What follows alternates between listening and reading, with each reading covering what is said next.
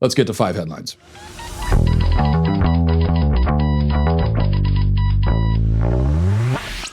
Reporting from CNN here, White House counselor Kellyanne Conway announced Sunday evening that she will leave her post at the end of the month, while her husband, George Conway, said he was withdrawing from the Lincoln Project, both citing a need to focus on their family. CNN continues, quoting from Kellyanne Conway's statement, I will be transitioning from the White House at the end of this month. George is also making changes. We disagree about plenty, but we are reunited on what matters most, the kids. Our 4 children are teens and tweens starting a new academic year in middle school and high school, remotely from home for at least a few months. As millions of parents nationwide know, kids doing school from home requires a level of attention and vigilance that is unusual at these times. And then George Conway also tweeted that he'll be leaving the Lincoln Project. So this all happens while and CNN says, one of Conway's high school age daughters has generated attention on social media about her family and their political views over the last several months. Now, the high school age daughter, by the way, I believe is 15. And this is all newsworthy because of Conway's position and the fact that she's leaving it. So, fine, that part is newsworthy. But all the rest of it, the family drama, the stuff with the child, all of that is none of our business and not relevant to anyone else but them. And the way the media is using a 15-year-old girl to attack her parents, well, it's redundant at this point to say, but the media, of course, has behaved disgracefully. Not that they care, but just for the record, once again, it's happened. And also, just so you know, a 15-year-old girl professing to hate her parents, there is nothing new about that. Okay, she can join the club with all the other 15-year-old girls in the country. Now, it's unfortunate that this is a normal phase of adolescence in modern society, and we could talk about why that is, and because I don't think it should be as normal as it is, but it is normal. So the fact that her parents are high profile doesn't necessarily have anything to do with that whatsoever. Okay, NHL announcer Mike Milbury has been taken off of all NHL broadcasts for the remainder of the year because of a terrible, horribly offensive thing that he said while calling a hockey game on Friday. We're going to roll the tape on that. It's pretty rough. I'm just telling you. Hopefully I can play it without bleeping it out. I don't know. But this is really outrageous stuff. Really bad. Take a listen. Come here and play hockey. And if you think about it, it's a terrific environment with regards to if you enjoy playing and enjoy being with your teammates for long periods of time, it's a perfect place. Not even any woman here to disrupt their concentration. Yeah, that's it. That's the whole thing. That was it. Milbury said that it's good there aren't women there because then they won't be disrupting the hockey players' concentration. That was the joke. Harmless, innocuous, nothing to it. But that was shared by a female, I believe it was a female NHL reporter who was deeply offended. And then a bunch of other women all chimed in to say they're deeply, deeply offended. Here's Emily Kaplan, another NHL reporter, talking about her own deep offense, which she feels so deeply and so offendedly. Listen. To be honest, it's highly disappointing. It undermines anything that any woman who is in this industry does. The Athletic came out with their 40 people in hockey under the age of 40, and I was just impressed by how many women were on that list, whether it was from scouting ranks, analytics. Now we have an agent who's going to represent the likely number 1 pick in Malik Castonguay.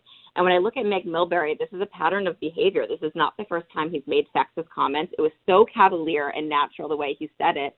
And he's in such a position of privilege and power. There's so few people who do what he does. And I just think it's a shame that we're giving someone like that a platform when they continue to say these things and alienate large swaths of people who can be hockey fans and can enjoy this great sport.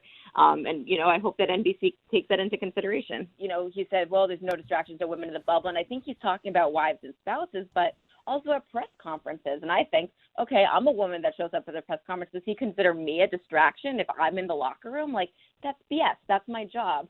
That makes me feel like hockey is not for me or I'm not welcome. And, we have these conversations a lot about race. We do have it about gender. We have it about sexuality. And I think the important thing is that we keep having these conversations and the league needs to keep their eye on the prize and keep their eye on the ball and keep doing with initiatives. Even if we don't have change right away, that doesn't mean we can stop. Oh my gosh. the irony here is that all of this only proves Milbury's point. All of these women getting emotional and crying about a joke, or it proves a similar point, I should say. I think what Milbury was getting at was that women can distract men sexually, which actually is a compliment to women. If a man says that he's distracted by your beauty, that's a compliment. I think any man in the country would love to be told that by women. You know how any man would feel if they walked in and there's a group of women and he's told that he's a distraction because he's so good looking. That's a compliment. So, and I sometimes wonder the type of women who get offended by these kinds of jokes. Are they getting offended because they never hear comments like that and are jealous? Is there some envy going on? I don't know. It's one theory. But there's another reason why a group of men might want to just have some time without the girls. And the reason is this. So they can joke around and have some fun and say what they want without anyone getting emotional or taking things too seriously. Now, granted, with the state of masculinity in this country, that's no guarantee anymore. Just because it's a bunch of guys doesn't mean that you're not going to end up with someone crying and getting emotional these days. But still, the likelihood is reduced dramatically if it's just the guys around. So as I said, the irony is that these feminists are only proving the point exactly. And I'll tell you another thing. If you're a female sports reporter and you want to be accepted, then pretty much the last thing you should do is start crying because a harmless, innocuous comment that you heard is sexist, according to you. Like, when you start ranting about male privilege, do you really think the guys are going to want you around? Why would they?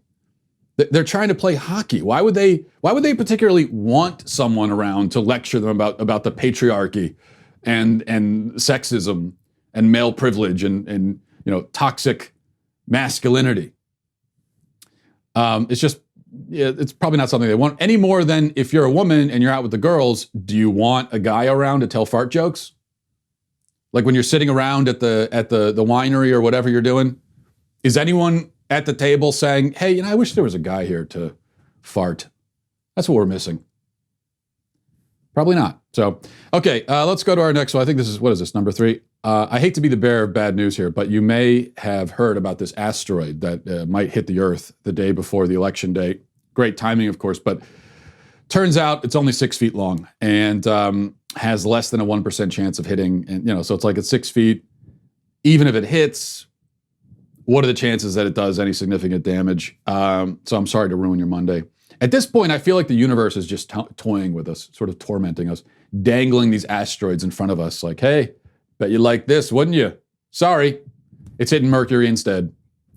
And then we, to make it worse, we look out at the night sky and we see the moon over there flaunting its crater-covered body, bragging at all the time. And we have to see that, and it's difficult for me. I'm sure it is for you as well. Okay, let's go number 4 here. Police arrested 2 women in Delaware who stole a 7-year-old's Trump hat outside the DNC. The boy and his mom were protesting outside the DNC, and then here's the altercation that was caught on tape by the boy's mom and led to the arrest. Watch. Can you get off my property? Get off my property? Are you destroying my property? Yes, we are. You know that's a felony? That one too. We don't give that one. Get away from Back the out. Get it, Lamb. Get it. touch my hat. Take your hat. That's somebody else's hat. Take that hat. Get your hat back, baby. Look at what you just did to my son. Get your hat back, baby. Get your hat back, baby. I just wanted to sit on the We don't give a Mom likes Trump. Give me back my hat. Give me back my hat. Give me back my hat. Give me back my hat. Give me back my hat. Give me back my hat. Give me back my hat. I'm telling you right now. You're gonna steal my property? I'll follow you to your car and get your license plate. And I'm walking.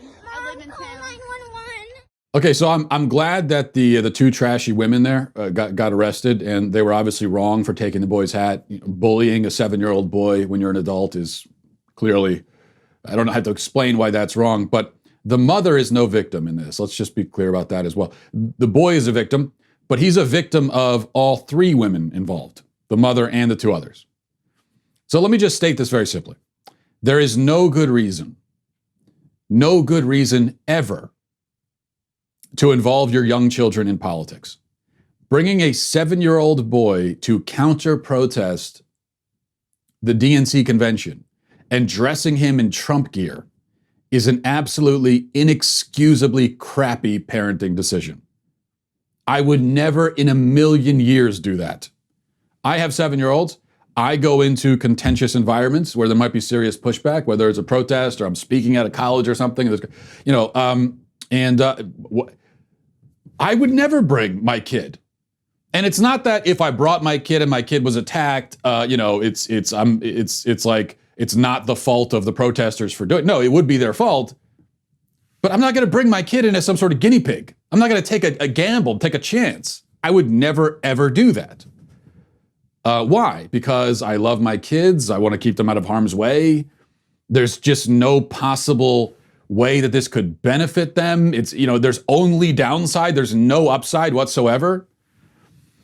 So leave your kids out of politics. Just leave them out of this garbage. And using your kid as bait to get a reaction so you can film it for clicks, which I believe is what happened here, let's not be naive, is disgusting. And I hate it. I hate everything about it. I mean, notice how the mom actively involves the kid every step of the way. So, go get your hat back, baby. Go get your hat back. No, you get it back. You're the adult. What do you send a 7-year-old to go retrieve his stolen property from an adult? That would be like if I was in my house and I looked out my window and I saw, my kid's bike is on the front lawn. I see a man drive up and try to steal the bike. And I yelled at my 7-year-old, hey, go get your bike. Go get your bike. Go get it. I'll wait in here and film it. This will be good for YouTube. No, I wouldn't do that because, again, I care about my children's well-being. I'm the adult. If there's an adult situation, I will handle it. I keep my kids out of it. And that's what we should all do. Let your kids be kids. Your 7-year-old doesn't need to be spending his nights holding signs outside the DNC. He doesn't even understand what the signs say or anything. He doesn't know anything about this. He's 7 years old. He should be running around the yard, making a tree fort or something. Even playing video games would be better than this. Let him be a kid. Just let him alone, for God's sake. All right. Finally, let's go to this. I thought this was just wonderful in many ways and also relatable. I've never related to LeBron James really at all until I saw this clip. So you're holding the Autobiography of Malcolm X along with Alex Haley. I don't know how far you are into the book, but what's your biggest takeaway so far? I kind of just started a couple days ago, but I've read and a lot of notes over the years. It's my first time actually reading this from start to finish. But just a very smart man, very, very, very smart man. And basically, his words in the 60s and what was going on is actually what's going on today still. Him understanding how powerful the Negro can be. He used that word a lot. How powerful we are, but we have to unite. And we have to be together. We have to stand strong because there's always going to be obstacles. There's always going to be, things that's going to be thrown at us where they try to weaken us. They try to make us feel like we're not kings and queens.